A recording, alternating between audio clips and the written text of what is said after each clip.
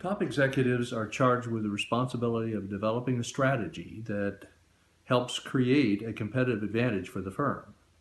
Unfortunately, a lot of strategies fail, but we believe that they fail sometimes or oftentimes because of poor implementation of strategy, not because the strategy is bad. Interestingly, a survey of top executives found that on average, firms only achieve about 63% of the results that they expected from their strategic plans. Rabiniak, in fact, argues that strategies are easier to design than they are to implement.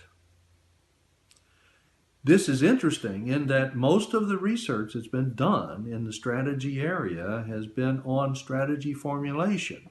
Very little has been done on strategy implementation. So we build on Becker and Hueslet and focus on how to implement strategies effectively.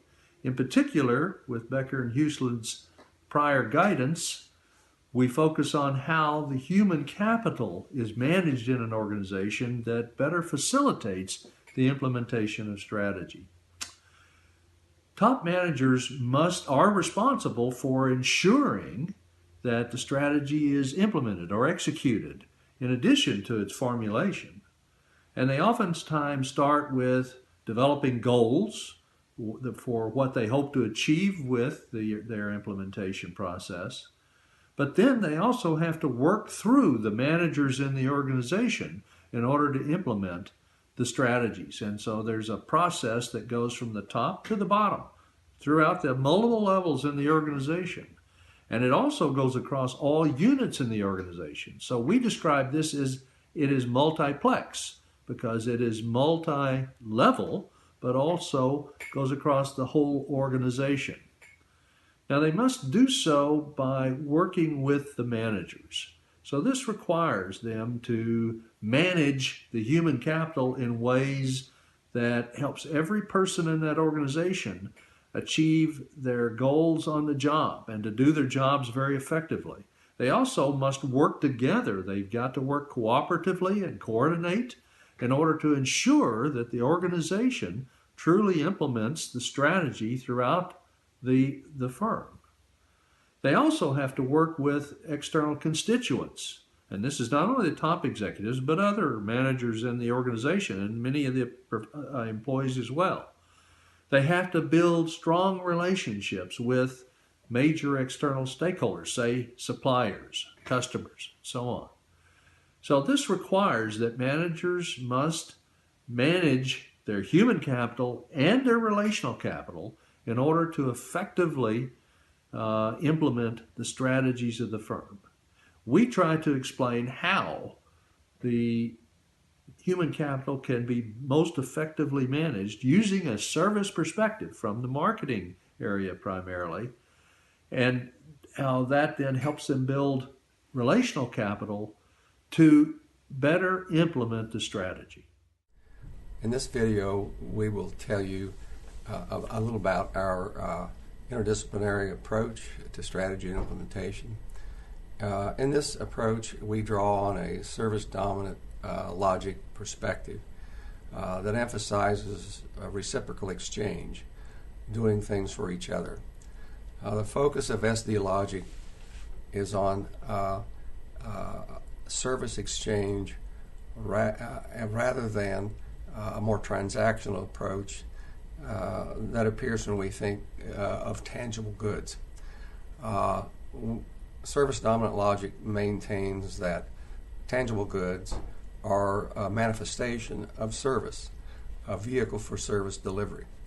And so when we take a service approach, a service orientation to strategy implementation, there are insights for how we manage our human capital resources. With a more service-oriented approach, we find that the parties engage in clear dialogue, more honest dialogue, rather than dealing with each other with propaganda. such as how firms sometimes deal with vendors or customers. And so a more candid form of dialogue, the establishment of greater trust, and how a service orientation builds to enduring relationships, how it builds relational capital. We note that there's better communication with a service perspective, and that there's better vertical communication in that senior management, if it's service-oriented, should be more receptive to feedback from middle managers who oftentimes experience the greatest challenges in implementation, and oftentimes don't feel that their views are considered as much as they could be. We also explore the notion of service ecosystems and interdependencies, a web of interdependencies in which implementation takes place, vendors, customers, other stakeholders, and so establishing enduring relationships among these stakeholders, co-creating, creating things together is a part of service dominant logic. Some of this applies to strategy and implementation as we devise means for implementing a new strategy. We argue that strategic capabilities are developed when human capital resources are developed and deployed and bundled with a service perspective in mind.